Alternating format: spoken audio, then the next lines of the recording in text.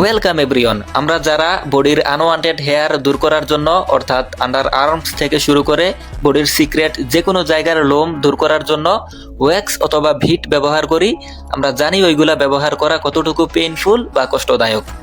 অথবা আমরা যারা রেজার ইউজ করি, আমরা জানি রেজারের কাটা কালো দাগ কতটুকু বিশ্রী দেখায়।